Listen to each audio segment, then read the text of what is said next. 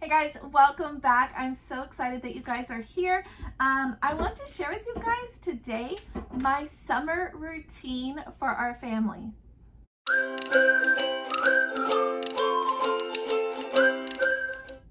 All right guys, welcome back. I am Laura Wilkie with Down Home with Lemon Pie, and welcome. This is Homeschool Fellowship Friday. And this is the day that I get to share with you guys all things related to homeschooling, all the things that go along with that, tips, encouragement, recommendations, just all the things. And today I'm going to be sharing with you guys, there is a little mosquito.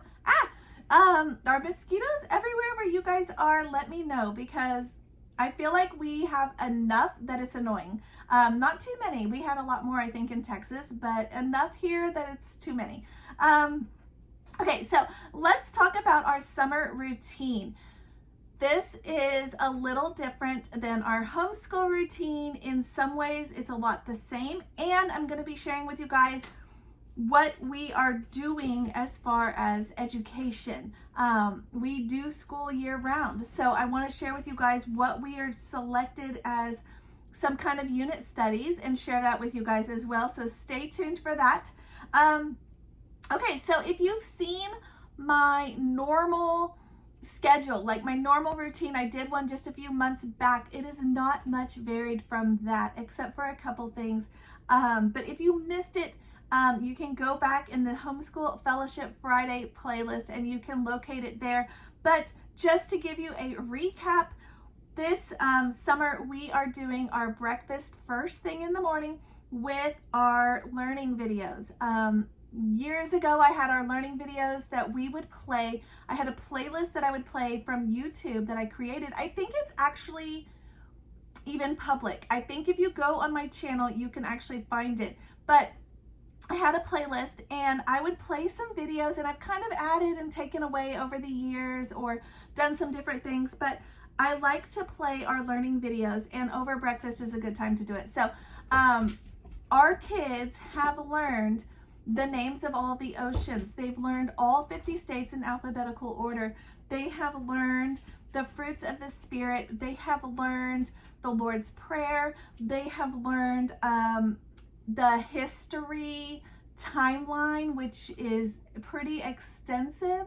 My oldest 3 know it. I think it's like a 12-minute, it's multiple videos, but when you put them all together, I think it's like 12 minutes. So it's like the timeline of the world in history. It's on there as well. They've learned that. I'm trying to think what else they've learned. So many things. They've learned the Beatitudes. They've learned just so many things. And it's things that I think that, number one, are impressive to others and to themselves. When you know these things, when you can just recite them, I look at people who know these kinds of things and I'm thinking, wow, you're amazing. The books in the Bible, that's another one that they've learned. But these are things, some of them that I had to learn as an adult, and I wanted my kids to know them now. So we just put them on. Sometimes we don't put the learning videos on. Sometimes we do another one. I just learned about another one that I learned about from another YouTube mom who has a channel. She's a good friend of mine, and it is the hopscotch. I just learned about that, so we sometimes plop that one on. And then sometimes I just put on like a Bible story, animated Bible story of some sort, or a super books or something like that. Just something that I feel is adding to their education and to their well-being versus just nonsense stuff to watch. So yes, we do watch the nonsense stuff too. We are real people, but at this time in particular, I try to make it something that is very intentional. There it is again. I should probably, I don't know. Maybe I should have changed my channel to be something with intentional mom or intentional homeschool or something, because I feel like that is at the heart of homeschooling and motherhood, is being intentional, and that is something that I'm trying to do. So anyways, we do our breakfast at that time. So I actually have a breakfast routine, and I've shared that with you guys as well, kind of just to make breakfast a lot easier. So we do that. That video is linked below. And then after that, we do our chores. Now, chores isn't anything significant or substantial. We if you don't already know, we live in an RV. So a lot of the chores that we had in Texas, we don't have anymore. We had a farm, we had a lot of animal chores, a lot of things to take care of, and we don't have that here. But we do have some things that I count as chores, and that includes getting dressed and ready for the day, brushing our teeth, doing our hair, making our beds, those kinds of things. If something sometime between bedtime and wake up time got trashed or messed up, then we clean that up. Or if there's a mess that got spilled at breakfast, we clean that up. That kind of chores, not like big chores. Sometimes I will squeeze in like a actual chore. Like sometimes I will squeeze in, if we're going really well, I will just go ahead and wipe down the bathroom or wipe down the showers or something like that. But just a quick chore that I can get done.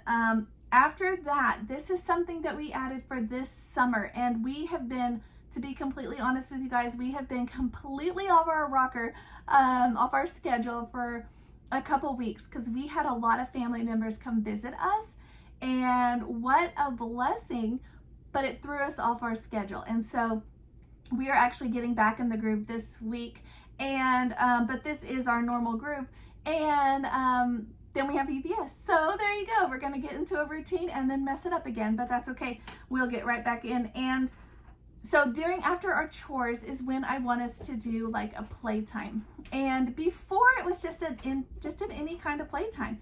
And then I realized some of my kids requested that we learn sports. And I asked them, were you wanting to join like a sports team? We are actually a family that are not involved in like actual sports teams and activities. It's just not been something that we've ever done. And we've done little things throughout, but nothing that was like an actual sport or something that we just did every year. And the kids wanted to learn soccer. And I started thinking, and we found a park that has a Foursquare thing, and I thought, oh, we could also do Foursquare. So after kind of brainstorming with one of my kiddos, we decided that we're going to do about every 2 weeks this summer a new sport. And we're counting this as our PE time, which we are really slack about. We don't normally do a like an intentional or designated PE activity, and they wanted to. And summer is a great time for that. So that is what we're doing. So we are going sometimes here, sometimes at a park. We've already gone through a couple weeks of soccer, and yes, I'm gonna be completely honest, there was a lot of struggles, and there were some tears, and there were some frustrations and some anger, but I feel like overall those things help them grow. They learned about team building. They learned about how to get along. They learned about, because we have little ones that just turned 5, obviously aren't that great at soccer. They learned more about involving them and more about the game being about having a good time and building each other up versus always trying to be the winner, because obviously you're not always going to be the winner if you have a 5-year-old on your team.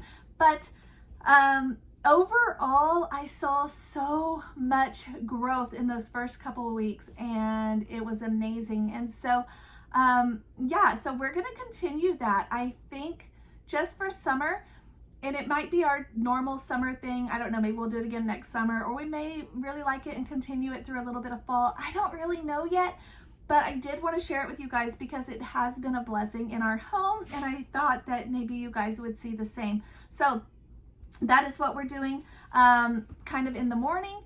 I do have, after that, I go to make lunch, and we start doing lunch. Now, at any time that the kids have time, they are required to do reading and math and spelling. And this isn't like necessarily out of their book or a whole lesson or something. I just want them to keep those habits up. So spelling is not necessarily always just memorizing words. Sometimes they're playing a word game on their tablet, or they're playing Scrabble together, or they're playing a card game for math, or they're running through some math facts together, or maybe they are doing a lesson. from their math curriculum, something like that. But just something that keeps those skills going and isn't so school like, more summer fun. So at any time they can do those, and it's reading, math, and spelling before they can play like their video games or something like that. Okay, so then we have lunch, and then after lunch we put the baby down for her nap. She is 18 months old. If you don't already know, I have 7 kiddos, and they are from 12 to 18 months old all the way down. And so she is the only one that naps right now, but she lays down for her nap, and that is when we do our unit study time. I totally admire you mamas who can get all of that done with the baby in your lap. It's just not me. I've tried different ways all through the years, and it just doesn't happen. It ends up being more chaos and crazy. So we actually do wait until she lays down. And we are doing a special unit study this summer. Right now we are going through the Tuttle Twins books, and this is actually the second time that we've gone through them. Actually, the first time was just my oldest 2. Now I'm going through them with my oldest 6, so the from 5 to 12. And we had purchased them years ago, and there are actually workbooks that go with them. So there are activity pages that they can work on at the same time. You can actually read through one of these books in a sitting. Break it up into 2 sittings if you'd like. And so we are trying to do 2 books a week. It'll take us about 6 weeks, but like I said, we've had some distractions and interruptions. That's okay. We just kind of go with the flow, but I think it's not going to be any problem at all to finish all 12 of them. Are there 12 or 13? 12, I think, is what I have. I think there's 13 actually, but I think I only own 12. To get through all of them in that time period. So I think it's going to be fine. I'm excited for that. I know a lot of people go back and forth because they're like, oh no, the Tuttle Twins, they're written by Mormons and we're not Mormon and we don't want to promote that in our home, da da da da da. In my experience, their books have been about rights, American rights, human rights, God-given rights. They've been about constitutional rights, those kinds of things, versus their religion. I have not seen their religion portrayed in their books. Therefore, for us, we are okay with purchasing them. I have seen other people say, well, we don't want to support them because we know that then our money goes to them, and then ultimately if they're tithing to their church, then we're kind of paying the Mormon tithe.